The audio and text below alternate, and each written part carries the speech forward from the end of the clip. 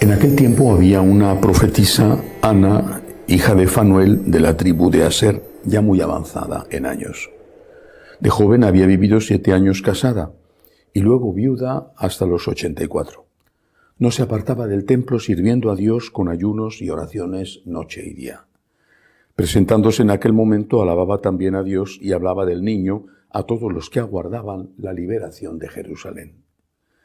Y cuando cumplieron todo lo que prescribía la ley del Señor, Jesús y sus padres volvieron a Galilea, a su ciudad de Nazaret. El niño, por su parte, iba creciendo y robusteciéndose, lleno de sabiduría, y la gracia de Dios estaba con él. Palabra del Señor. Gloria a ti, Señor Jesús.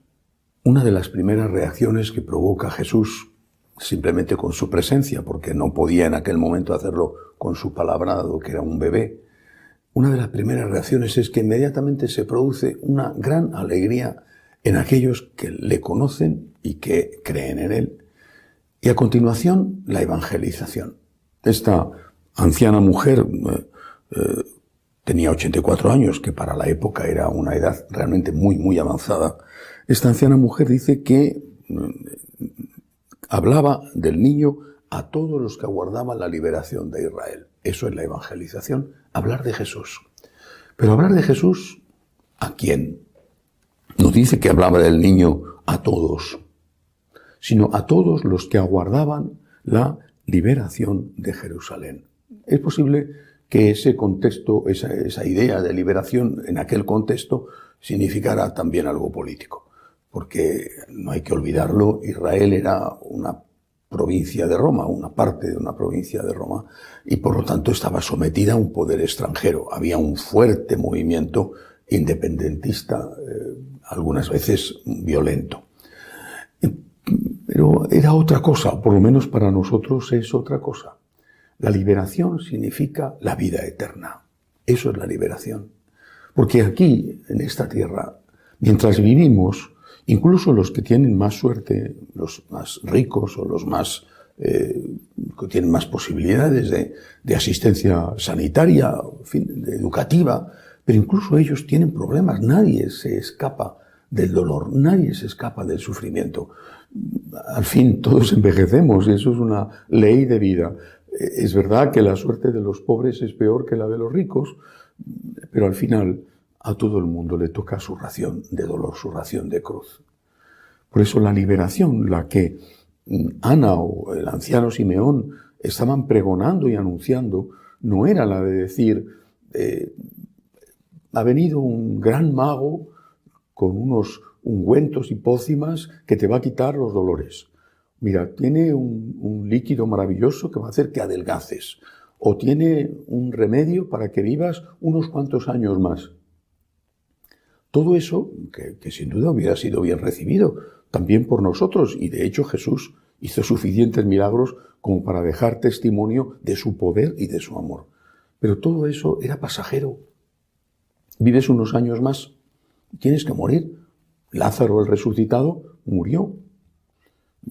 Estás curado de esta o aquella enfermedad, volverás a enfermar. Los 10 leprosos curaron de la lepra, pero después enfermarían de otras cosas hasta la hora de su muerte. La gran liberación es la vida eterna. Esa es la gran liberación. Y eso es lo que nosotros tenemos que anunciar. Pero ¿a quién? ¿A quién? Por lo menos hay que empezar por aquel que se hace preguntas. No todo el mundo se hace preguntas. Mucha gente vive inmersa en lo cotidiano. Su horizonte no pasa de lo que van a comer, de lo que van a beber, de la juerga que se van a correr, de si se van a poder emborrachar o de dónde van a ir de vacaciones o de si pueden cambiar de apartamento para tener uno más grande o de cuándo podrán cambiar el automóvil. Su horizonte es un horizonte de aquí abajo. Les hablas de la vida eterna y no es que te desprecien, es que incluso te insultan. Ya lo hizo Marx cuando dijo a los católicos, sobre todo a todos los cristianos, pero especialmente a los católicos, que éramos el opio del pueblo, porque hablábamos de la vida eterna. Y hablar de la vida eterna era mantener a la gente drogada para que no luchara, según Marx, por mejorar sus condiciones en la tierra. Ni Marx había entendido lo que era el cristianismo, ni desde luego quizá los que vivían en aquella época lograron explicárselo bien. En todo caso, para nosotros la vida eterna no está reñido en absoluto con la lucha pacífica por la justicia y por mejorar las condiciones de vida. Pero al final, la cabeza la tenemos allí. Los pies aquí, bien puestos, pero la cabeza la tenemos allí. Y eso es lo que tenemos que anunciar. Repito, a los que ya creen que tienen dudas, porque la duda se ha infiltrado en toda la Iglesia, de arriba a abajo. Ya muy pocos predican sobre la vida eterna. En el fondo es una noción vaga, ambigua, un por si acaso, más que una fe firme. Y un por si acaso, sinceramente, no mueve mucho, no tiene demasiada fuerza. Nosotros tenemos que anunciar esta gran liberación. Hay vida eterna, la hay, y es la gran liberación. Los santos han vivido así. Los santos han sido conscientes de esto y todo su sufrimiento, algunos sufrimientos, pues, debidos a la vida normal, ¿no? Le hubiera pasado a cualquiera, y otros debidos al seguimiento de Cristo, no solo los mártires, sino tantos santos que han hecho grandes cosas, que se han complicado la vida para ayudar a los demás. Pues todos esos sufrimientos tenían un sentido, porque había vida eterna. Cuando se habla de las bienaventuranzas, se dice que es el código moral del Evangelio, ya nos están leyendo e interpretando como las leyó, interpretó, pronunció Jesús y entendieron los que lo escuchaban. Porque el Señor habla en las bienaventuranzas de la vida eterna. Dichosos los pobres, porque vuestro es el reino de los cielos. No dice dichosos los pobres porque vamos a tirar a Herodes de su casa y os vais a poner vosotros. O vamos a ir a Roma y vamos a hacer un saqueo y vamos a vivir a partir de ese momento como reyes. No dice eso. Dichosos los pobres porque vuestro es el reino de los cielos. Dichosos los que lloráis porque seréis consolados. Si nosotros olvidamos la vida eterna, o si titubeamos, o somos ambiguos en la fe en la vida eterna, todo carece de sentido. San Pablo lo decía con total claridad. Si Cristo no ha resucitado, somos los más desdichados de los hombres. Así lo dice. Si Cristo no ha resucitado, somos los más desdichados de los hombres. Pero Cristo ha resucitado. Y Él es testigo, Él era testigo. Cristo ha resucitado, hay vida eterna. Si Cristo ha resucitado, también nosotros resucitaremos. Hay vida eterna. Eso es lo que anunciaba aquella anciana, aquella señora de 84 años, Ana, lo que anunciaba Simeón, lo que hizo cambiar el mundo. Cuando un marxista poco ortodoxo con el marxismo, pero marxista al fin, el marxista, uno de los grandes filósofos alemanes, poco conocido porque como rompió con el marxismo, pues también fue ocultado por los marxistas. Cuando Ernst Bloch escribe su obra principal, la titula El principio esperanza, y dice que el cristianismo triunfó y triunfará por eso, porque es una religión de esperanza, de vida eterna, de esperanza, no de esperanza en que te va a tocar la lotería, no de esperanza en que vas a curar una enfermedad hoy, no de esperanza en que te va a salir un gran trabajo.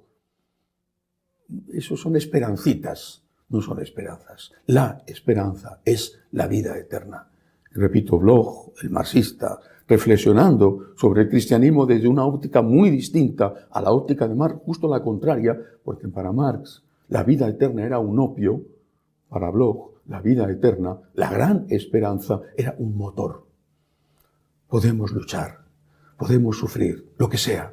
Con la ayuda de Dios, incluso el martirio. Con la ayuda de Dios, porque eso es muy duro. Con la ayuda de Dios podemos luchar, podemos sufrir, podemos ser fieles, podemos levantarnos si caemos, porque tenemos esperanza. Hay vida eterna. Y esa es la gran liberación. Hay de nosotros, o hay de aquellos que han dejado de creer, que han dejado de tener esperanza poco a poco, incluso aunque sean muy buenos, también dejarán de tener caridad. Pidamos al Señor alegrarnos con la alegría con que se alegró Ana y comunicar a los demás, a aquellos que tienen dudas, a aquellos que investigan, a aquellos que están preocupados por su propia muerte, a aquellos que se preguntan, ¿pero habrá algo más? ¿O esto es el final de todo? Somos solo como un caballo, como un perro, como una planta. Somos solo un conjunto de nitrógeno, de oxígeno, de hidrógeno, que cuando muere se convierte en abono para otras plantas. ¿Somos solo eso o habrá algo más? A esos hay que decirles, hay vida eterna. Ten esperanza, lucha para que la vida aquí sea mejor, pero no lo olvides, hay vida eterna. La esperanza existe y la esperanza tiene un nombre, Jesús. Que así sea.